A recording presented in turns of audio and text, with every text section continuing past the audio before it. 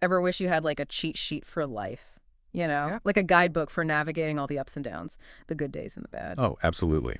Well, that's exactly what we're diving into today. This text that's been doing just that for centuries. The Dhammapada. Mm-hmm. Now, before you think we're going full-on monk mode here, let me clarify. This isn't just about ancient chants or incense-filled temples. Mm-hmm. The Dhammapada is basically a collection of the Buddha's greatest hits. Short, powerful verses packed with wisdom that's shockingly relevant to, well, us. Okay. Everyday people just trying to figure out this crazy thing called life. I love that. And the amazing thing is, the Dhammapada doesn't waste time with introductions. It jumps right into the heart of it all, the power of the mind. Yeah. Verse 1, right off the bat, states, "Mind precedes all mental states. They are all mind-wrought." Wow. Talk about a bold statement. It really is. It's a powerful declaration, isn't it?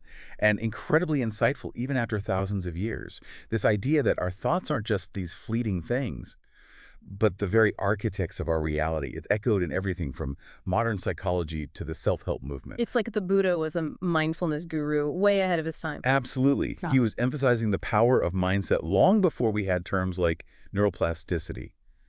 The Dhammapada reminds us that we're not just passively experiencing life, but actively shaping our realities with every thought, every word, every action. And that leads us to a verse I found particularly striking. Verse 2, where the Dhammapada uses this beautiful metaphor. If with a pure mind a person speaks or acts, happiness follows him like his never-departing shadow. Mm-hmm. Such a powerful image. Happiness is a constant companion for those who cultivate a pure mind. But what does that actually look like? How do we, as the Dhammapada suggests, purify our minds? It's not about reaching this state of perfect mental purity. I mean, we're human, not robots. The Dhammapada is more about recognizing and then gently releasing the mental impurities that cloud our perception and ultimately lead to suffering. So it's like we're all carrying around these mental gardens, and we need to be pulling out the weeds of greed, hatred, and delusion to let the flowers of peace and happiness bloom. I love that analogy. That's really beautiful. And the Dhammapada gives us the tools to do just that. Practices like mindfulness and meditation to help us become more aware of our thoughts and our emotions without And judging. without creating space Right. between those thoughts and our reactions, so we can choose a more skillful response. Exactly. And speaking of choosing our path, the Dhammapada definitely doesn't shy away from the challenges we face in doing so. It reminds us again and again that we're living in a world of duality, good and evil, pleasure and pain, wisdom and ignorance. It's like this constant push and pull between what we know is good for us and what our desires are tempting us towards, like Yeah. that little devil on our shoulder. Precisely. And the Dhammapada actually uses some really fascinating imagery to illustrate this inner battle, particularly through this figure of Mara, often depicted as a tempter or an evil force. Yes. Like in verse 7, it says that Mara can easily overpower someone who lives for the pursuit of pleasures.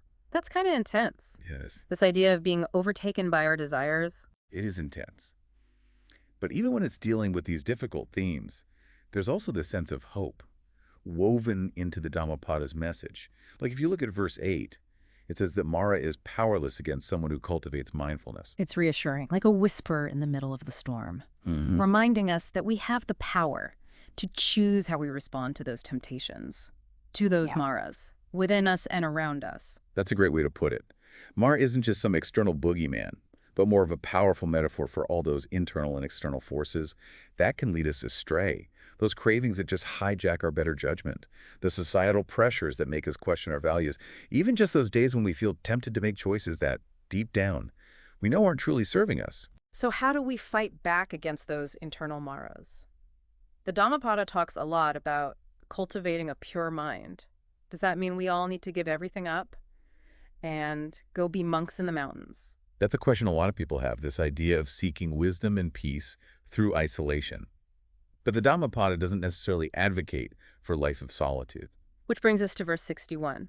Should a seeker not find a companion, let him resolutely pursue a solitary course. There is no fellowship with the fool. Well, that does sound a bit like the Dhammapada is saying to be solitary. On the surface, yeah, maybe. But I think it's more about choosing your companions wisely, because not all company is created equal. Right.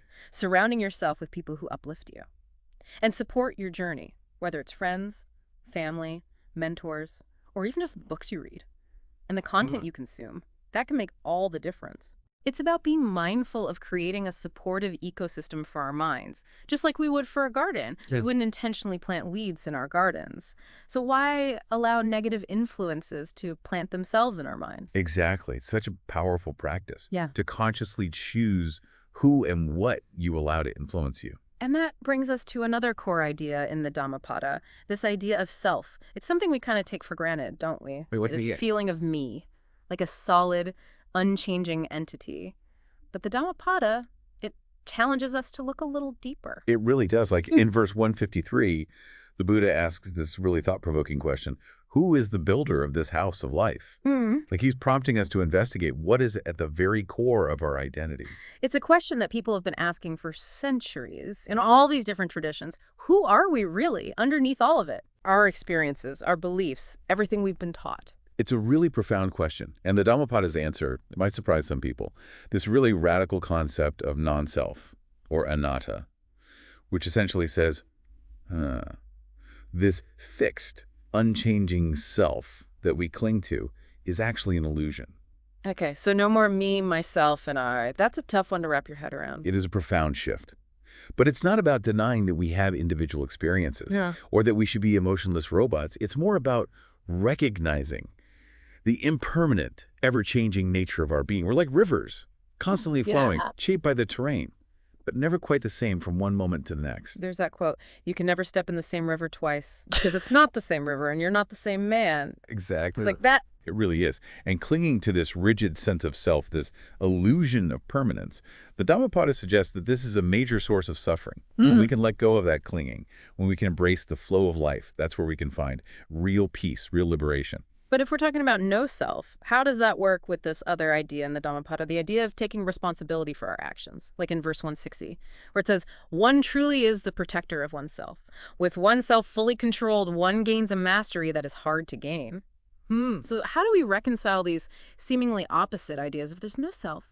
Who's doing the mastering? That's such a good question. And it highlights this really nuanced aspect of Buddhist philosophy. It's not saying we're powerless, like puppets. With no control over our actions, we do have agency in each moment. Yeah. Even though there is no unchanging self, we can choose how we respond to our experiences, what we think about, and what we do. So it's like we're the artist and the artwork at the same time. Exactly. And that's where these practices that the Dhammapada talks about come in. Mindfulness, meditation, cultivating wholesome qualities. These are the tools we can use to shape ourselves, moment by moment. It's recognizing that even though there's no fixed self, our actions still matter, and we have the power to make good choices. Which leads us to a verse that I feel like really sums up the whole point of the Dhammapada, verse 183. To avoid all evil, to cultivate good, and to cleanse one's mind, this is the teaching of the Buddhas. I love that verse. It's so simple, but so powerful. It is. It puts the power in our hands to take control of our minds. Absolutely. And that's the beauty of the Dhammapada. It gives us these timeless little bits of wisdom in these verses that are easy to understand. Yep. And we can apply them to our lives today. You don't have to be a scholar. Just let these teachings help you find the wisdom that's already within you. It's a guidebook for navigating being human with all of its ups and downs. As we wrap up our deep dive today, I'm struck by how relevant the Dhammapada still is. Even after all this time, it reminds us that no matter what, people have always wanted to know how to live a good life, a meaningful life. So true. As you go about your day today, try to carry a little bit of the Dhammapada's wisdom with you.